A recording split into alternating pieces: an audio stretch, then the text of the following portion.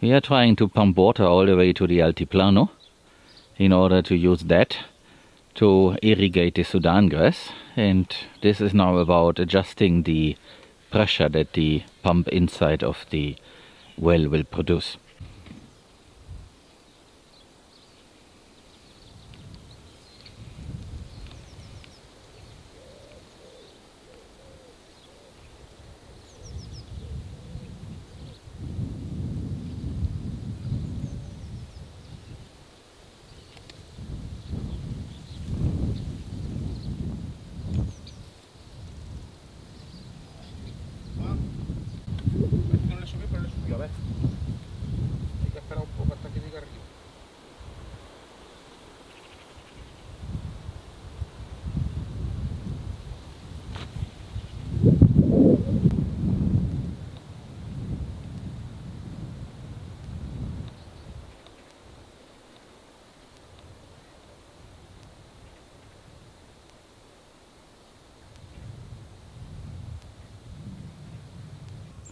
So this is quite interesting, and it's a bit disappointing too, but that is why it's called an experiment.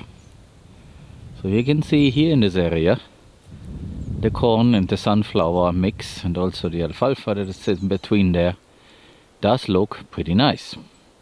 There are areas, like here in front of me, where we definitely have seeded, but it did not germinate. And then further down there are a few pockets that also look nice, but overall this is not like you would expect it.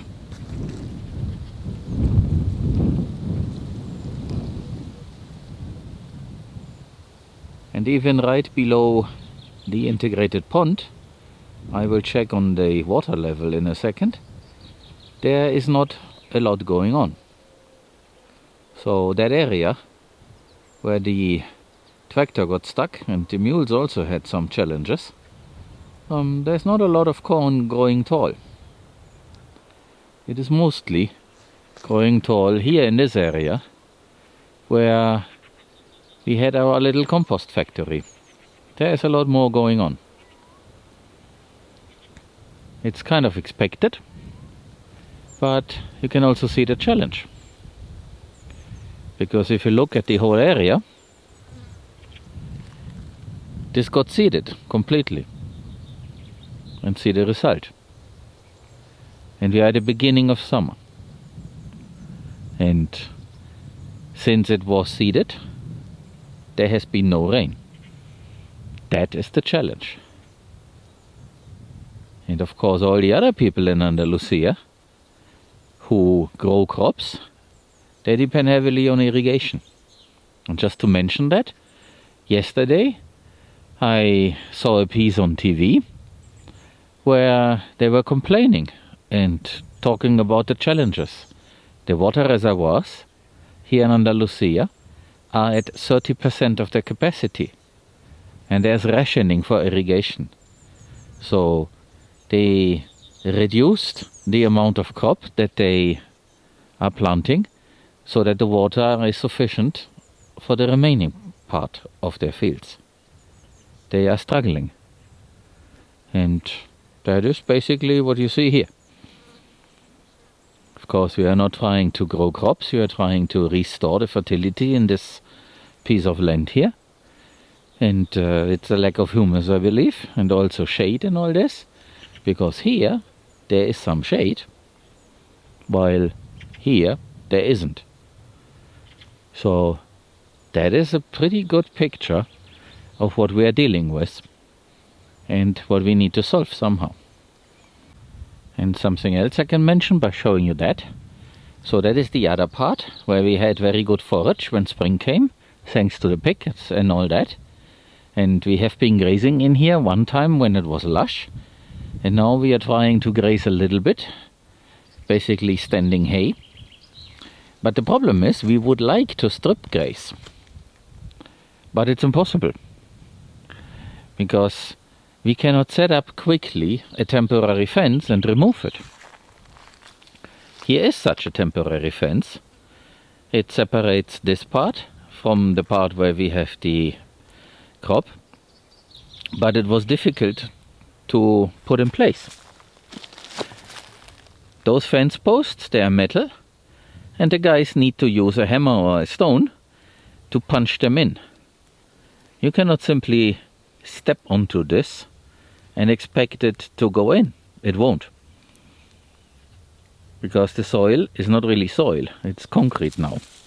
And that means we cannot set up strips here and then move them. Does not work. It's also, the ground is not conducive to electricity anymore because it's so dry. So we definitely need a fence that is a positive wire and a negative wire to simulate the ground. Which means that this isn't really effective anymore. It serves as a psychological barrier. And because this is so wide and open, while a human is present, we can let the bovines roam here and eat whatever they like and make sure that they won't jump this and then go into the corn. So it's not so easy. What works elsewhere, where there is rain during summer, it does not work here. We have to come up with something different. We have 6 months without rain. So that's quite a challenge. And as a lot of people tell me, it does not used to be like this all the time. So the older Juan, for example, he did tell that in summer it used to rain when he was younger. So this is a new thing. It might be the climate change, but it might also be that this is an effect of the way people have been ranching and doing agriculture in this area. I cannot say what, and I definitely should not judge, but it seems to be a result, and we have to deal with that and try to reverse it, at least in our piece. And that is basically what this whole venture is all about. How we can recreate the concept of a dehesa, of an open forest, agroforestry, in a new and modern implementation, given the new situation. The situation where it does not rain for 6 months. And it used to be different apparently, but now we can cry or do something about it. So let's try to do something about it. Here's an overview of the situation. I'm standing on the berm of this Valle in CT1, pretty much in the middle of this, and I'm now panning towards the other side. So you were looking east and I'm now panning west slowly. You can see the sun hemp there and those palovnia trees in the background.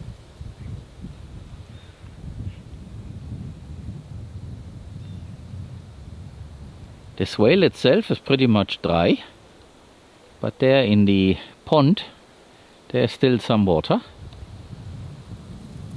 and I will go there next. The beans on the berm have pretty much died off, and walking on this mix of straw, compost and dead beans, it makes a cracking sound. So if you look here, yeah, that is the sound. And it is dry. Some of them are still alive, but they will probably not produce any beans. We are not looking for beans, this is for biomass, but still. And you can see how they look like. So there you see, this is decay. This is not very much alive. This is just the opposite. So that is the current situation here on that berm. But additional biomass has shown up, so that was the purpose of this exercise. And that is the water that we are left with. So it is just in the very low area that we do have some water. And this water seems to be below the beginning of the area that we planted. But further down, that might be just in the right spot. So this water may find a way to over there, and that is why it continues to grow. Might be. So I guess we want to do something about that. We did something today with some sprinklers for the Sudan grass. I show you next. So maybe we bring sprinklers here also, just to achieve the goal of having some forage. And no water, no roots, and therefore no humus, and therefore no improvement. So we need to use that resource for as long as we can to get something going, so that later on we are not depending on sprinklers anymore. That might be a long way, but somehow we need to get the system going by priming it first.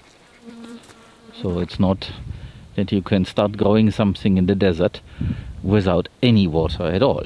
Does not work. So the bottom of this swale looks dry, but you can see that some moisture is still left, which is why it looks cracked. And I'll try to walk and show you. It has a slightly soft feel to it. Because now here there are the stones, so it's a bit different. But it is not that very hard concrete-like ground that we have elsewhere when it is summer. And something is alive in here. So there are some greenish spots. This is the rest of some algae. But of course, this is now the sad part of the year. Elsewhere, you have winter and everything is covered in snow, and therefore nothing grows, and you have freezing temperatures. Here it is hot and dry and nothing grows. So summer is our winter. But we can do something about it. While in the real winter, there's nothing you can do. At least not outside. You can build a greenhouse. But we have an opportunity. Question is how it will turn out. But that's why we are here.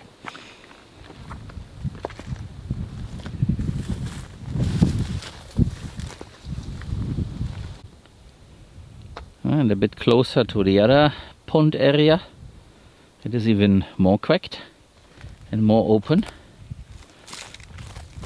So this is a very nice example. But this is when there is still some moisture left. It's not completely gone yet, but it will evaporate. And let me give you another shot. A bit hard to walk here, of the vetiver that we planted.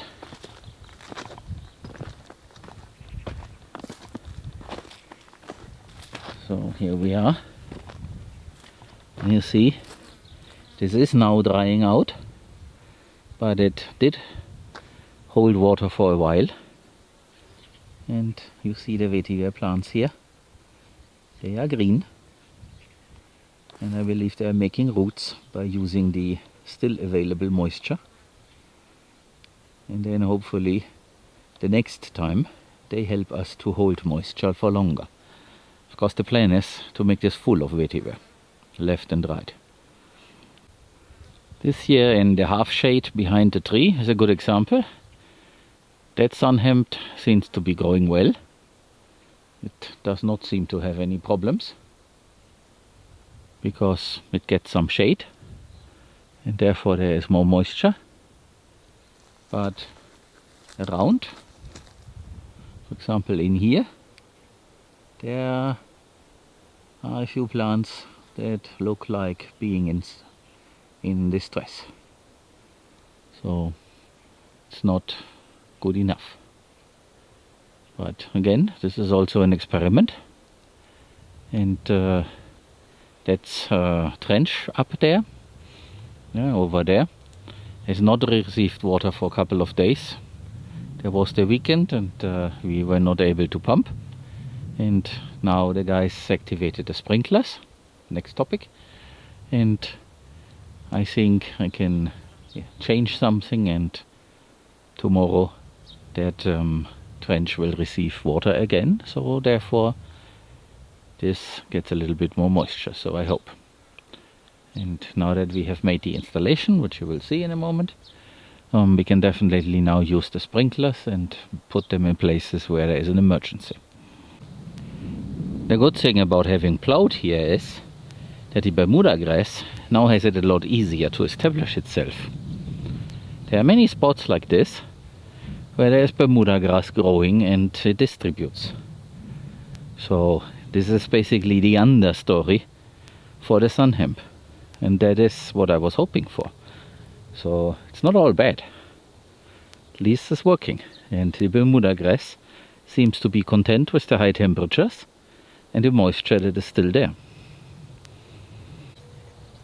Now we need to figure out how frequently we should fill up this trench so that it works as an irrigation channel to wet the areas below it.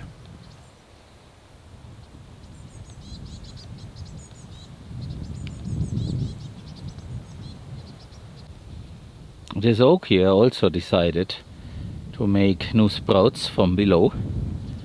That was not there before the plowing. And I see another one there in the distance. This one here, which also suddenly is making new branches out of its trunk. It has been struggling apparently, because it's not very lush on the top and it does not have a big top either. So it has been struggling, and now something changed and now it came up with that. That plant wants to survive. And the sun hemp here, also it does look dry all around. There are a few taller ones and it's not that bad. It is a heat-loving plant and therefore this continues. But probably a few drops of water will help.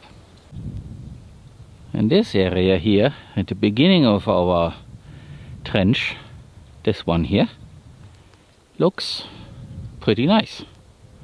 So this is how sun hemp does look like when it really grows.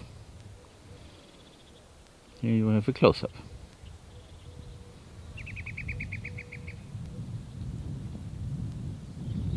This is supposed to grow 1.80 meters tall. Well, there you have the situation. There's pretty lush sun hemp here. And then in the background, the Sudan grass that was struggling. And we set up some sprinklers there. They are now turned off because the sun is now basically going down. And probably the tank, which is somewhere up there, is now empty, and it will fill tomorrow when the sun comes back. But this has received a boost of water, and I also believe there are some wet spots. I will have a closer look in a moment. And then this should grow like it's supposed to, so that we get above the 80 centimeter mark for grazing. The pond part in this swale here still has something, but it's not really a lot. We stopped pumping in here for a while, so that is the rest. And there ahead, there's also still something in there. So the system is not completely down, but it is shutting down. So we need to add some more to it, or water with those sprinklers. It's those systems here, this kind of. They wet 500, up to 500, no, not 500, no, 50 meter radius, so they are not that powerful. But this little guy wets all the way up to down here, so that's good enough. And there's a slight slope, so that should do the trick. and there are a few of them, but the pump is not powerful enough, again a limitation, to really drive a lot of them. That is the challenge. If we had the opportunity to really pump out water from the ground like the growers down in Cordoba do, they have deep wells and they have very thick pipes for that, and then the powerful pump creates enough pressure so that they can run a cannon, and that is something that we cannot do for multiple reasons. So we have to find other ways, but it's working, so I'm not complaining. But you can see that this has some issues, which is why we decided to add some water. So this is a very dry spot and it's not really growing here. While here on the other side it has been a bit better, but still struggling. So I do see one plant that is a little bit taller, but all the others, they are definitely lagging behind. So this idea, oh, this will be very tall, waist high in July, without the additional water there will be nothing. So let's hope this turns it around. And you can see these guys are still running, but that is not enough pressure to actually do something. So we have to run those three at a time, and then for another round the other three further down, and we have to manage that. So someone has to come up here, open the valve and close the other so that this works. It's more a fight than just put seed in the ground and it grows. That is elsewhere. And even this Paulovnia tree that used to be very lush with erect leaves now does look a little bit sad. Also right here there's still water, but that might be because the sun is now about to go down. The others are looking pretty much normal, but we have to observe that. So I just opened this, and when tomorrow the sun comes back, the pump starts running at something like 11:30. Then the trench for the sun hemp down there will be filled with water, and after a while we need to turn this off again, so that up there the tank where the other pump is in gets filled, and then we can use the other row of sprinklers, the three at the back of the Sudan grass, so that they can then distribute the water. And we have to manage this day by day, and of course we need to be careful not to pump the well dry. It is besides the outflow of the water reservoir, but still it has to seep in, and then over the day we can use it. But if we overdo this, we will be left without water. So today we had been talking about getting another powerful pump that is powerful enough to bring the water up to this altitude here, because we are way above. It's some 60 meters higher than the well down there, and maybe with a secondary powerful pump that we may keep in the big pond that we have, we may have a reserve that we can use in those cases. I'm pretty sure that this will also fill up overnight again, so that's something to do. It's something like a 2,000 euro investment, but I don't mind if it helps. And after all, in that case we have a backup, because if one pump fails, then we have no means to get the water up here. So I don't think they have a problem. It is just that the leaves are moving in the wind,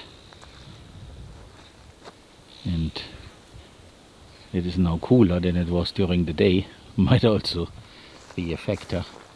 I try to walk a little bit around here and give you an impression how they all look like.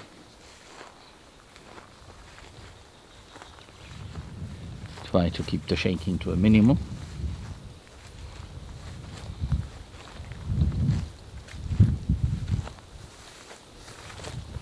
And by the way, here a little bit in the shade, this is not completely dried out. I do see some green in there. Besides, on the other side, as you can see, the sun hemp is also taller. Not in all spots, because I've also seen sun hemp that died, but this one is okay. So, and if I'm not mistaken, this tree was our control group, which never received any irrigation. And look how it is. It is very well. So nothing to complain. And even on top, the green manure is also green. So nothing wrong with that. So somehow this berm does contain water. And that is the whole point of having this berm. There's even a bean from the last attempt.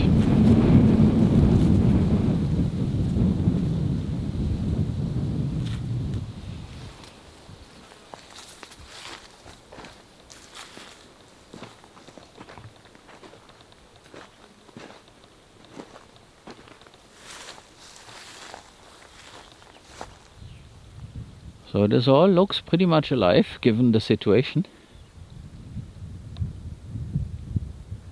And let me pen down here to give you a more impression of the sun hemp and also other things that come up.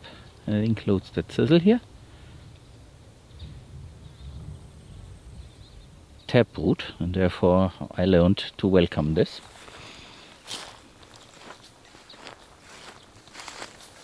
And those trees here at the very beginning, they are the biggest one. They're the biggest ones. So they are now definitely taller than me. I don't have a tripod and can show you proof, but you can see that fence post here.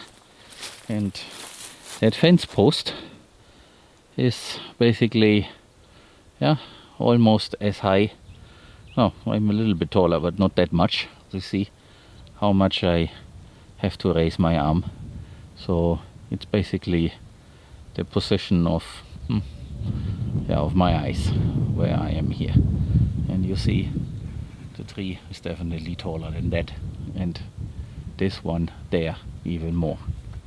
So here we can have a very good look at how a Paulownia tree is supposed to look like. So you see down there the actual wood is forming, and up there this is all the new growth. Everything that is green is from just now basically. Well, I had a little bit of hiccup, and that's no problem, so don't be worried. Nothing happened. It's just that there is some dust in the air now, and when you inhale that, it feels a bit awkward. So what I was saying is that everything that is green in this tree, this is the new growth, and it's a lot. So it started there and goes all the way to the very top, and this is just since the moment they started. I think that was by the end of April, and that's not a long time. The bovine family is pretty much done for the day. They are ready to sleep. Some are standing guard. This is how it looks like when the night comes. So here we have the water tank and the 2 solar panels. I do need to tell the guys that this would be right in winter, but in summer those panels are in the wrong place and at the wrong angle. They might produce some electricity very early morning, but then the sun is not powerful enough, so there is less power than we need, so we need to modify this tomorrow.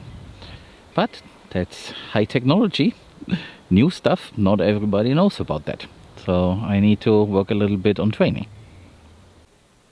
That was pretty easy to change. This is now at 25 degrees and it's facing a lot more south than before. And now the pump should also have a little bit more power. Let's see how that goes then tomorrow. And by now the rye here in that trench, which is the topmost one, has also finished and would now be ready for harvest. But of course we don't do that. We just leave it here, and hopefully more of it will self-seed and come back in autumn.